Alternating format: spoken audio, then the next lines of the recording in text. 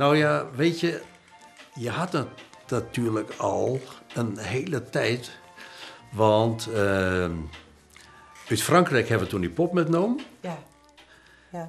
Hè, die Maar mooie uiteindelijk Ja? kwam het, wij woonden in Berlicum. Ja. En uiteindelijk was daar behoefte aan een modeshow. Dan moet je hoedjes hebben en dan moet je jurkjes hebben. Het was een Maar ja, het was een modeshow. modeshow van 100 jaar. Ja, 100 jaar mode, van 1900 tot 2000. Ja. En dat was allemachtig prachtig.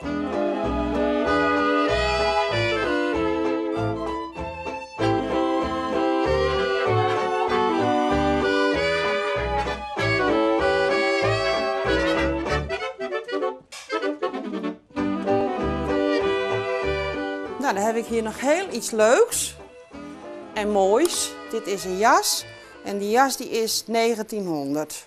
Er zit allemaal opengewerkt. En hier zit ook, net als op deze, ook allemaal van die ribbels. Het is er één gestikt, je zou haar zeggen, het is quilten. En dat zit bij deze ook.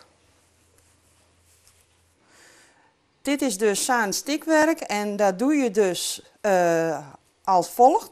Aan de binnenkant maak je een gaatje en daar stop je dus, ik dacht van watten in. En dan vul je dit helemaal op. En zo ontstaat dan die bolling.